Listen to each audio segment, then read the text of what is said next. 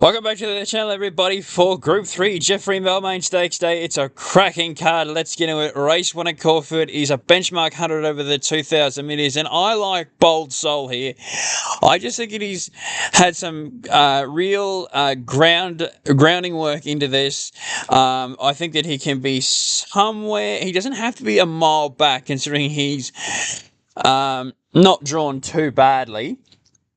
And can get up there. And we saw what he did last day. He was shooting through the line, narrowly there with Jenny's Meadow, who was on the outside. He was on the inside of horses. I think Jenny's Meadow was under the yards at the earlier quote at 240. Now drifting. I just think that this horse sets up so well. Is suited at this grade, suited at this level, suited at the 2,000, and I think it's going to spell a win. Jenny's Meadow in for second, screaming out to get a win. And narrowly got denied by St. George last start, and Ken Ronwell here. Bayou was an absolute devastating beat last start, should have won, but rises in class here and scary in at 4/4. Brings his best, he could give this field a shake. But I'm with Bold Soul in the first in the benchmark 100. I think it's his day to get another win on the board. Race number 2 at Caulfeild is a benchmark 70 over the 1,000 metres, and I'm with Duke Listen here. I think that this horse is hard to beat for Tom Dabenegg, getting him well after the claim. Is now fourth up off two very good wins, bolting away from its rivals and running very good time, drawn barrier 6. I think it was a good effort first up as well, being beaten by Rhea. That horse has won since, but it wasn't as dominant as Duke Listen's last two have been. And now Duke Listen's hard fit fourth up and Rhea's third up. But I think that Duke Listen can take this race by storm, as I've already said. Well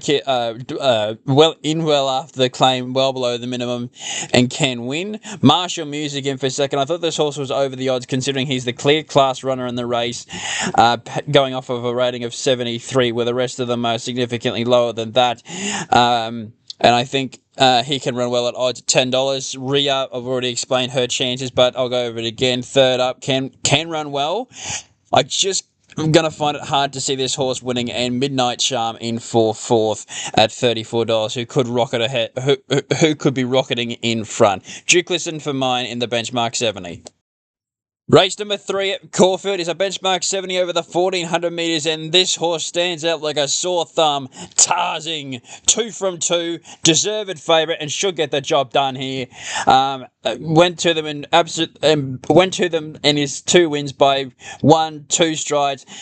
I don't think McNeil had to hit him that much, but got his attention on the ball and away he went. Drawn barrier number 9. He'll go back and hopefully come storming over the top of them. I think he's near enough to a very good winning chance. I'm not going to say a good thing, but I will use that later in the video. But he should be winning here for the Willo McNeil team. 2 Wolves in for second. Luke Curry in the saddle for Anthony, and Sam Freeman's only had the 4 starts for the 2 wins. Third up, hard fit. Drawn wide though. But he can win again. Headiness in for third. This horse bolted in last start and is hard fit from barrier number 1. Looks your likely leader and has got the claim for Jordan Weatherly. Another one for Tom Dabenegg, and can run well. Inexorable up to the 1,400 metres and getting weight off. Back onto a dry track. Can see this horse improve because he was in very good form last preparation. Arguably in weaker races, and he was disappointing first up, but I'm interested to see what he can do here. Tarzing for mine in the benchmark 70 over the 1,400 metres. It's just his race to lose. Got a couple of announcements to make before I continue. The previews are going to continue to be released on Thursday nights because it's just the easiest time to do it. And another announcement I want to make is that I'm going to be doing Last Man Standing for the Autumn Carnival over the Victorian Carnival. Obviously, you can put your bets anywhere. 3 spots available. Max spend of $150 per week. Me and 3 other people. DM me on X, Twitter, and to secure your spot. Race number 4 at Caulfeild is a benchmark at 84 over the 2400 metres. I nearly got that wrong then. Sun Gift on top here. I think that this mare is absolutely flying. Two from its last two. Ran second first up, but you know how the old saying goes, a mare in form, follow it. It's going to be performing well. Jamie Mallam in the saddle. Danny O'Brien trains 55 kilos, barrier 8. It just looks like a recipe for success. Should be somewhere near the front. And running extremely well, and in my opinion, is a very, very, very hard to beat. Samuel Langhorne in for second. I think this horse is over the odds, considering what he was able to do last preparation, and he's first up at his Petra for 2400 metres, so watch out for him. Stylish Secret has been well backed, gets in well at the weights with the 52.5 kilos, but his only peak performance, in my opinion, came when he ran at this track over 2400 metres and bolted in, but that was in a much weaker grade of class. But he does have barrier 2, so I could be proved wrong. In American Wolf, his best performance comes up in winning the VRC Ledger, but again, he's just nowhere near that here. Sun Gift for mine in race 4 on the 84. It should be winning. Race number 5 at Caulfeild, and this is my best bet of the day. It's Our Chief in the benchmark 70 over the 1800 metres, and I think that this horse is extremely hard to beat. Won narrowly last up, it was no better than 3 wide the trip, and still was gutsy enough to get over the line. Was a great run second up behind Flying Dun. Had Jenny Gone Bonkers behind him on that occasion, and first up, nothing went right for him and was still running home hard. Barrier number 1 should do no work. Back to the 1800 metres. I'm expecting this to be a dominant win here, and he should put them away. Bayou Music in for second. Now, this horse, if you look back through its form, it's got pretty good form, considering it ran behind Arcora in the Derby trial, I think it was, at Flemington, and ran very well there, considering that Arcora went on to run second in the Victoria Derby. That's pretty good form for a race like this, though he is drawn wide and is only second up. Jenny Gone Bonkers is drifting in the market, and I can see why. He's had every opportunity in this campaign, starting short price favourite on many occasions, and I couldn't get it any higher than third. And Comito, I thought, could run well, coming off a maiden win, but it was a dominant maiden win and got the job done in fashionable style. Our Chief for mine in the benchmark 70 over the 1800 metres. Come on. Race number 6 at Caulfeild is the Group 3 Chairman Stakes over the 1000 metres, and Big Sky on top. This horse is going to take a fair bit of beating here. Ben Mallam in the saddle, riding this horse off a dominant win on debut, where he did a lot wrong but still came clear to win. Inside draw at barrier number 2 looks one of the likely leaders in the race, and if he can find the top, it's game over. And I personally think that he's just too good for this field. I think he will be winning. Jadzia in for second. I had this horse on top last week before it was scratched. Geordie Charles jumps off Big Sky to ride this horse, so that could be saying something, and does get 4 kilos on Big Sky, so can run well, though being a filly, obviously gets the allowance. Expensive Taste, I thought, jumped out really well, and can run a race here. Mirador was well beaten by Big Sky last start down the straight at Flemington, and hard to see it turning the tables here. Big Sky for mine and the Chairmans. This is going to be a stepping stone to the diamond, and he'll be winning, and winning in good fashion. Race number 7 at Caulfeild is the Group 3 Lamaros Hotel Geoffrey Bellmaine Stakes over the 1200 metres, the feature of the day, and I've got Damask Rose on top. I think that this horse can win this, even though it's first up. I think it's the class runner of this field.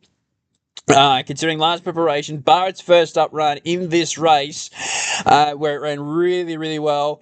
It had excuses in 3 subsequent Group 1 efforts and only in Group 1s. Craig Williams jumps off Aviatrix to ride this horse from barrier number 1. I'm not sure what he's going to do, but in terms of class, I think that she's got this field covered, and I think at $5.50 it's a good price to find out.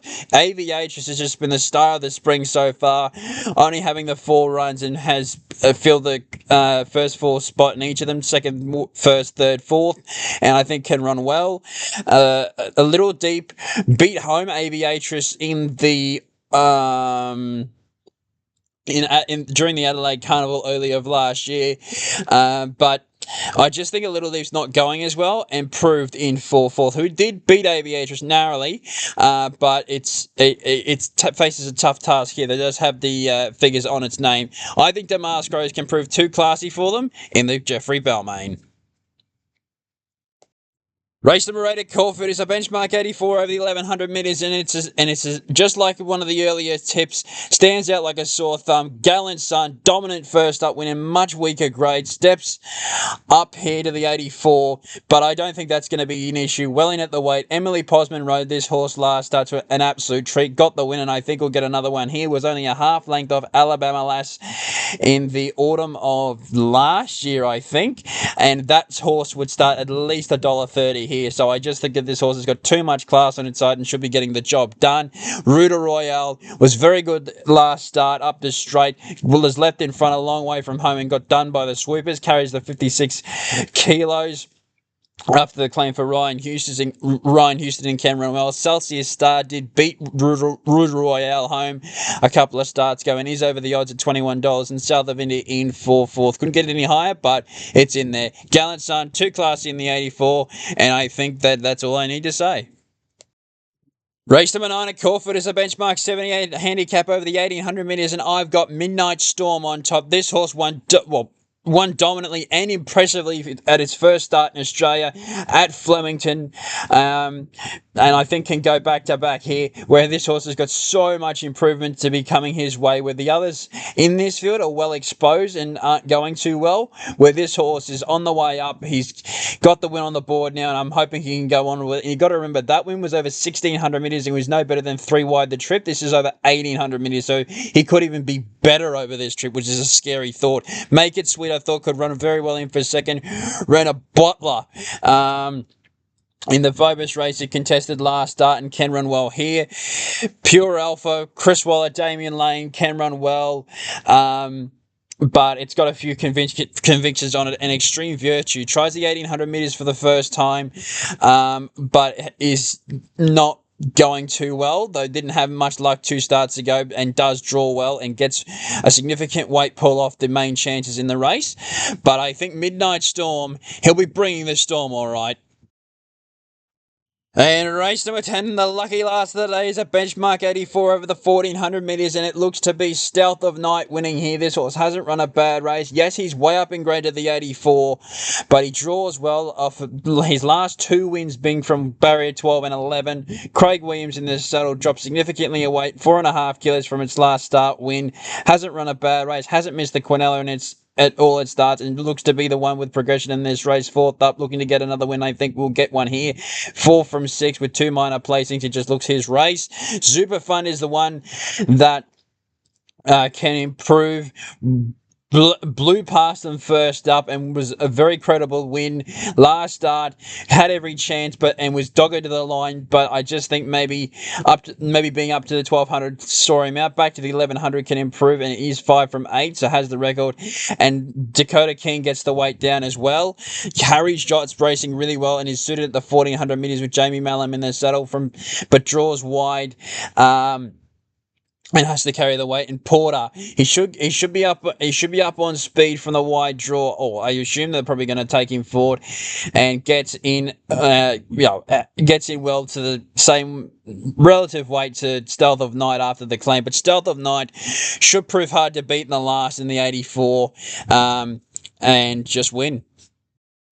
Thank you, everybody, for watching my preview for Group 3 Geoffrey Bellmaine Stakes Day. I hope you've enjoyed it. I hope I found some winners here. I'm very confident on a couple on this card, and hopefully do better than I did last week, because it was still a good day, but not as impressive as I thought it was going to be. But hopefully we can bounce back this weekend on Bellmaine Stakes Day, and as we look forward to next Saturday in Prelude Day for the Blue Diamond, and the following Saturday, it's where the action starts, back to headquarters for the Black Caviar Lightning.